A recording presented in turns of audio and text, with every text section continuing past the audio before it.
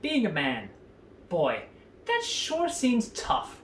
With all this modern talk about toxic masculinity and changing social expectations, it seems so confusing.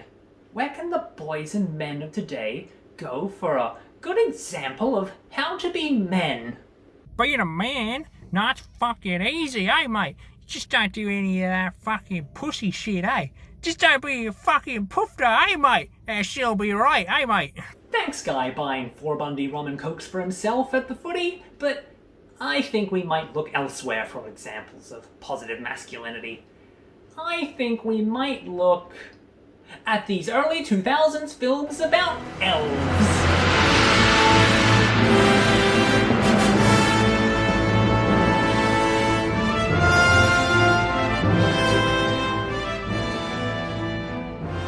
So let's take a look at Lord of the Rings and some of the ways it portrays its masculine heroes.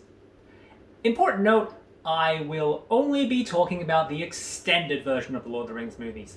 Those are the versions I have to hand. I will not be talking about anything in the books. If it happened in the books, but didn't happen in the movies, doesn't count. I already had to reread all those Harry Potter books for that Harry Potter video. I'm not rereading all of Lord of the Rings for this. Lesson number 1. Men like art. Men in Lord of the Rings display an appreciation for art. Aragorn recites poetry to himself, and upon overhearing him, Frodo asks him about the poem. He doesn't call Aragorn a gay pussy for liking poetry, he doesn't make a joke about it, nothing is done in any way to emasculate poetry. Poetry is just a thing that people can appreciate. Many of the men in Lord of the Rings are also singers. And while Merry and Pippin certainly know their fair share of drinking songs, we also know that Pippin is well versed in serious, somber work too. If you offered the men of Lord of the Rings free tickets to the ballet, say, they wouldn't scoff and say, "Oh, what do I want to go to the ballet for? See a bunch of punchy men in tights prancing around. I could be at home watching the footy!" They would take those tickets, and they would go and enjoy a new experience. Or they wouldn't, and they would say, "No thank you, I don't like the ballet." But they would do it because they actually don't like the ballet, not because they have some sort of idea about what is an acceptable activity that is masculine for men to do. And yes, I am aware that a lot of people's disdain for arts like ballet and opera is to do with class issues and the classism inherent in those arts, but this is not a video about Lord of the Rings and class. If it was, though, the answer to how does Lord of the Rings handle class would be, oh, very poorly. Also, and this is extremely important, the men of Lord of the Rings do not enjoy poetry and singing as some sort of pseudo-intellectual college bro intellect flex to show that they are smarter than other people. They just like those things because they like those things. Lesson number 1.1. Men appreciate beauty. Connected to the idea of men appreciating art is the idea of men appreciating aesthetic beauty. When Santa hands the children their presents, when Galadriel hands the children their presents, she asks Gimli what he would like, and he asks for a single strand of her hair, because he forever wants to remember her beauty. Gimli, the most traditionally masculine of all the men in Lord of the Rings, "Look at that beard!" has seen something beautiful, and he wants to remember and admire that beauty. He does not want to own it, he doesn't want to control it, he just wants to remember the opportunity he had to witness it. He is like a young woman who has taken a trip to New Zealand, beautiful country, and has found a rock that she has taken home to remember her time in that beautiful place. He has not reacted to this beauty by elbowing Legolas and going, "Oh, fuck, kill a load of that bird. That's a right fucking hot tear of tits on that bird. Oh, I'd fuck her, eh, mate?" He has appreciated the aesthetic beauty of a woman, and he has not turned it into a weird thing about how much he wants to fuck her. Also, extremely important note for any men watching. Do not ever try this. Do not ask for a woman's hair. You are not Gimli, son of Gloin. She is not Galadriel of Lothlorien. You cannot pull this move off. Do not try it. Lesson number 2. Men are emotional. The men of Lord of the Rings are emotional. They laugh, they cry, they despair. They do not buy into the idea that crying is a weakness, that men don't cry. They are open with their display of emotions to each other. When Gandalf dies, there is open weeping among the Fellowship. The only one who does not openly show his sadness is Aragorn, and it's not because Aragorn is too much of a strong man to show emotional weakness. It is because with Gandalf gone, he knows that he's in charge now, and he understands that, hey, this is like 10,000 orcs on our ass, and if we don't get the fuck out of here right now, we're gonna die. We literally do not have time for you guys to go through a grieving process right now. I'm sorry. Even Boromir, the soldier, and presumably the most desensitized to death, argues for the hobbits to have time to grieve. He understands their emotional needs and does what he can to support them. He doesn't berate them for crying and being weak. But crying isn't the only emotion that the Fellowship display. Oh no! Just look at this sheer joy at seeing your friends again. Look at this pure, unbridled delight.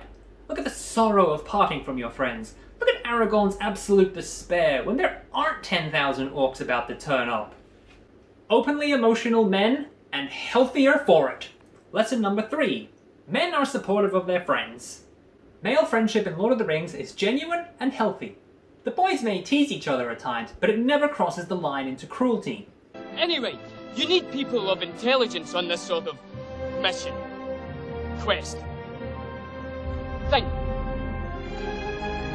Well, that rules you out, mate. There's never cruelty that's followed up with, "Oh, it's just a joke. Can you not take a joke, mate? Oh, you need to fucking toughen up, mate. Learn how to take a joke, eh?" Merry and Pippin go on a world-saving quest with Frodo because, well, he's their friend and it seems like he was in trouble. Even at Rivendell, when they have every opportunity to back out of this danger, they are fully on board to help their friend no matter what. Oi! We're coming too! We'll have to send us all tied up in a sack to stuff us. Do some of these friendships read more like very homosexual romantic relationships? Maybe. Or maybe we're just so used to seeing male friendships in media devoid of honest emotion that we can only read these displays of friendships that are emotionally honest as romantic. Either way though, what's more masculine than a homosexual relationship? It's the most masculinity you can have in a single relationship! Lesson number 4. Men have a healthy relationship with drinking, unless they are the comic relief. Ah, the drinking contest between Legolas and Gimli. Now, if there's one thing I, a trans woman, know about, it's drinking to excess to show how masculine you are. Because nothing says masculinity like consuming to excess in order to prove some abstract point about how masculine you are. Today, the challenge stands at a whopping 5 pounds. What they do is rather than make a bigger burger, they just stack them. And it's like the clear way of knowing. It's like a belt in karate. Is it the lack of readily accessible tribal conflict that drives men to prove their dominative powers and, "Oh, look what a strong warrior I am! Oh, I'm gonna crush the enemy!" like consuming massive amounts of food pointlessly? With no further research or investigation, I am going to conclude, yes it is. Regardless, the drinking contest. This is certainly the biggest display of, let us call it, shit masculinity in the trilogy. The one with the big beard challenges the one with the silky smooth locks to a drinking contest and then loses, and we all have a laugh at how emasculated he is. Or is it less of a masculinity thing and more of a jingoism thing? Has Gimli challenged Legolas to this contest less of a display of his masculinity and more of a display of his inherent dwarven superiority over elves? And given how close they are at this point too, I thought I'd die fighting side by side with an elf. What about side by side with a friend? I could do that. is this their relationship changing from serious racial rivalry to the playful bullshit that occurs between local people? Is this drinking contest the Middle-earth equivalent of State of Origin? Now, obviously I'm deliberately overanalyzing this bit as a bit of a laugh, because what's actually going on here is Gimli is a comedic character and here a bit of a braggart, and it's always fun to see a braggart lose. What did I say? He can't hold his liquor.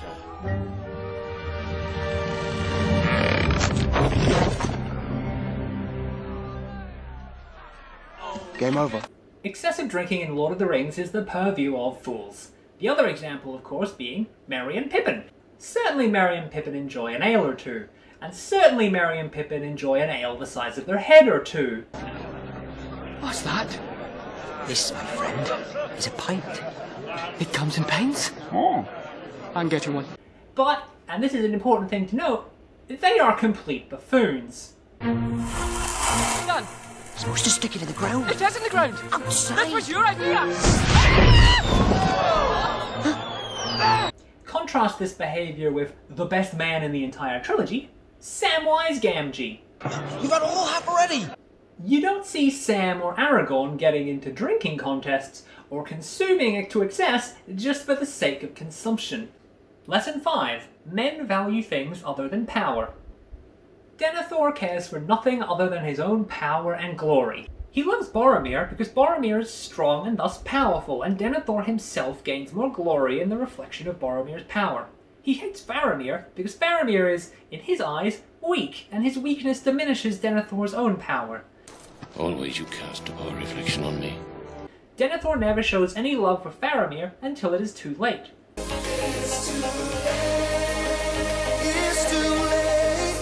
when we die. Oh, when we die. He only recognizes the worth in Faramir when he is confronted with the potential of his line ending, and thus his legacy ending.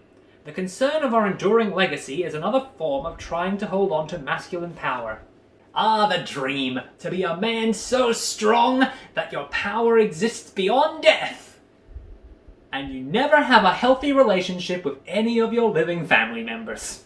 Lesson 6. Men don't make people take risks that they aren't prepared to take themselves. Denethor belittles Faramir for his failure to hold Osgiliath, yet he never ventures into battle himself. This is highlighted in the bit where Pippin sings a little song, while Faramir's brave charge is contrasted with Denethor's just super gross consumption of food.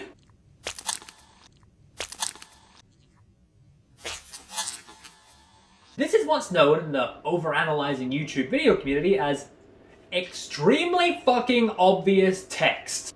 The good man does his duty and takes the burden of the dangerous labor onto himself.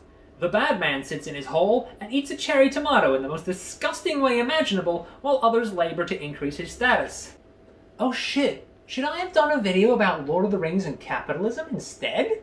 Now, you might be saying, oh, Ronnie, Denethor can't be going into battles. He's an old man. He can't be going getting in fights at his age. Well, to that I say,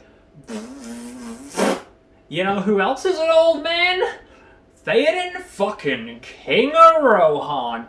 And that man was at the front of every charge.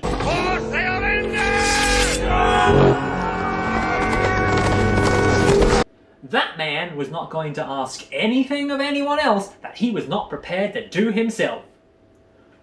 We stand a king. Turn down for what? That's a joke, by the way. You should never stan any king. Unless, of course, the king you're standing is Tom King.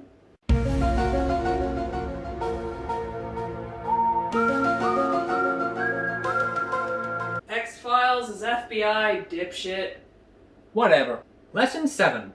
Men have hope. Men have hope that things can improve.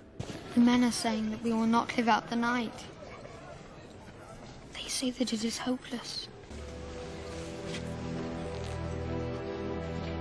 There is always hope. Denethor is without hope, and he dies a pointless death unnoticed by the wider world around him.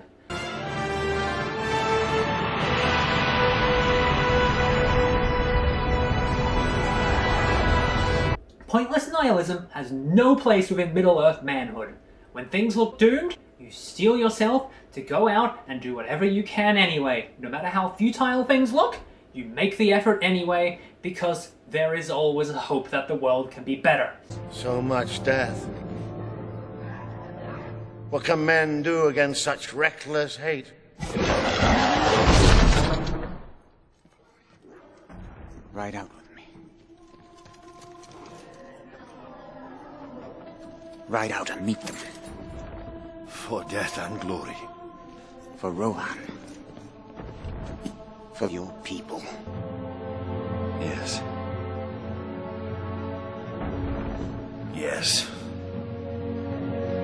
The horn of Helm Hammerhand shall sound in the deep, one last time. So remember, lads, next time you find yourself lost in this confusing old world of ours and you want to act like a man, but you're not sure how to, just remember these bits of advice from your friends in Middle-earth. Be interested in whatever you want to be interested in, and don't act as if those interests make you better than others. Be emotionally honest with yourself and others. Support your friends without the mask of cruelty to distance you from them. Enjoy things without turning to excess. See the ways in which people are valuable besides their power. Don't ask of others what you wouldn't do yourself. And never lose hope that the world can be made a better place. With these men, dwarfs, elves and hobbits as your guide, you too can be an example of good masculinity. Look, what's this? Crumbs on his jackets. He took it. He took it. I've seen him. He's always stuffing his face when Master's not looking. That's a lie. You filthy two-faced snake. Sam, stop it, Sam! No! Oh my, I'm sorry. I didn't mean it to go so far. I was just so angry. Here, let's all rest a bit. I'm alright. No, you're not alright. You're exhausted. It's that golem. It's this place. It's that thing around your neck. I could help a bit. I could carry it for a while. Carry it for a while. Share the load. Share the load. Get away! I don't want to keep it. I just want to help. See, he wants it for himself. Shut up, you! Go away! Get out of here! No, Sam, it's you. I'm sorry, Sam. But he's a liar. He's poisoned you against me. You can't help me anywhere. You don't mean that. Go home, Sam.